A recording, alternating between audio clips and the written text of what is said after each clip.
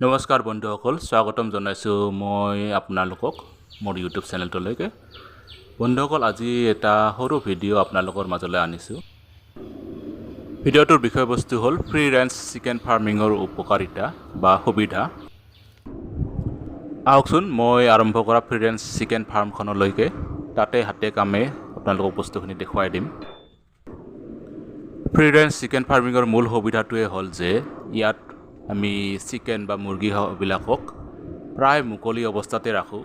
মাথোঁ এটা চাৰিওকাষে অৰ্থাৎ যিটো এৰিয়াত তেওঁলোকক ৰখা হ'ব তাৰ চাৰিওফালে নেট বা আন তেনেকুৱা বস্তুৰ সহায়ত তেওঁলোকে সেই এৰিয়াটোৰ বাহিৰত যাব নোৱাৰাৰ ব্যৱস্থা কৰা হয়।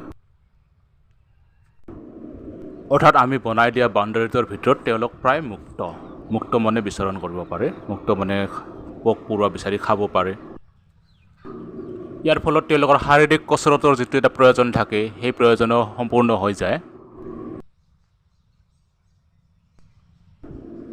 ইয়াত আপোনালোকে চাওক, মই মোৰ বাৰীখন নেটেৰে ঘেৰি লৈছোঁ আৰু এই যিখিনি এৰিয়া নেটেৰে ঘেৰা আছে তাৰ ভিতৰত কুকুৰাবিলাকে বা মুৰ্গীবিলাকে খুব ধুনীয়াকৈ ঘূৰি ফুৰিব পাৰে, পোক পৰুৱা বিচাৰি খাব পাৰে, আন গছৰ গুটি বা তেনেকুৱা বস্তু খাব পাৰে। ইয়াৰ ফলত মানুহে দিয়া আহাৰৰ ওপৰত কুকুৰাবোৰ বা মুৰ্গীবিলাক সম্পূৰ্ণৰূপে নিৰ্ভৰশীল হৈ নাথাকে।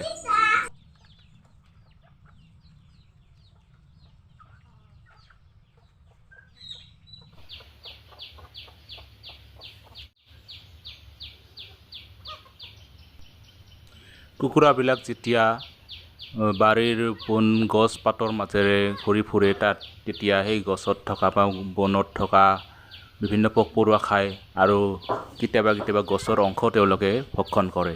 ফলত তেওঁলোকে প্ৰ'টিন আৰু ভিটামিনছ এইবিলাকৰ ছাপ্লাই পাই যায়।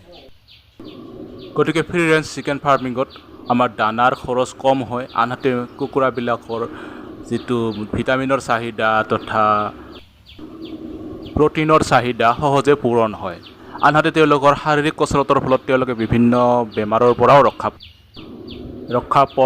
পৰে বা বেমাৰে সহজে তেওঁলোকক আক্ৰমণ কৰিব নোৱাৰে।